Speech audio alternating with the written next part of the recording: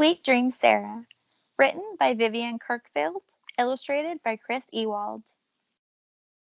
Before the Civil War, Sarah obeyed her owner.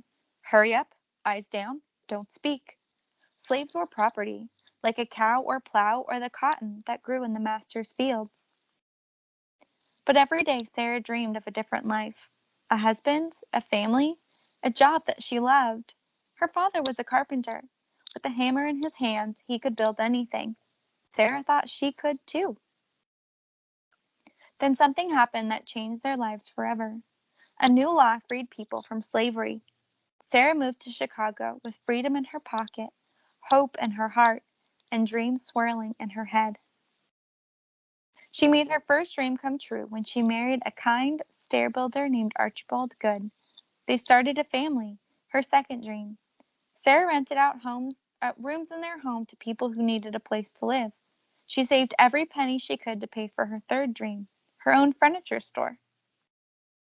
Every day, Sarah worked alongside her husband, measure, cut, sand, and every day Sarah listened to her customers. Pretty crowded at our place. There are 5 of us crammed into one room. Sure wish the kids had their own bed. Many of Sarah's customers worked at low-paying jobs, and even those with big families could only afford to live in a one-room apartment. Sarah looked at the furniture in their store. Too boxy, too bulky, too big. Then Sarah had an idea, another dream. Maybe she could build a piece of furniture that would save space for her customers. If she created a new kind of bed that folded up when it wasn't being used, each kid could have their own bed. Sarah hurried to the lumberyard, clutching her precious saved coins. When she returned home, she began building her invention.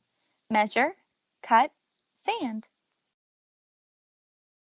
Finally, she hammered in the last nail. Standard back, she looked at her creation.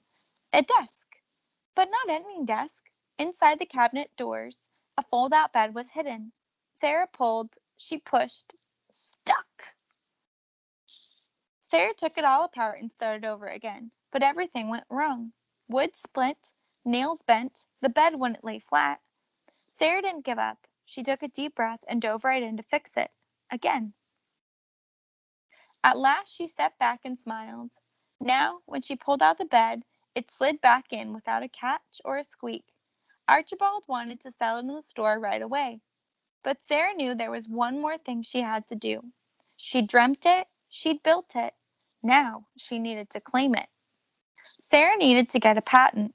A patent is a piece of paper from the government that says no one else can make or sell your invention. If someone else got the patent first, Sarah would lose the right to make and sell her cabinet beds. Sarah met with a patent attorney and they filled out the application. She explained how her cabinet bed was a new and useful idea.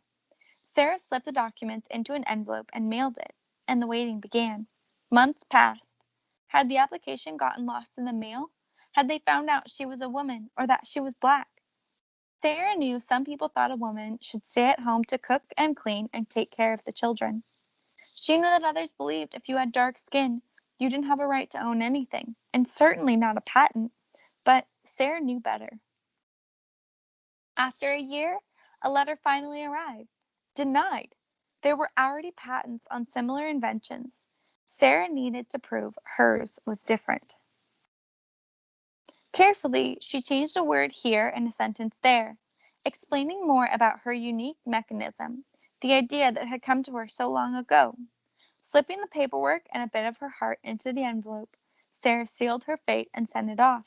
Once again, she waited. This time, a thick envelope arrived from the U.S. Government Patent Office. Sarah took a deep, slow breath. She slid out the papers. She read out loud, S.E. Goode, Cabinet Bed, number 322,177, patented July 14, 1885.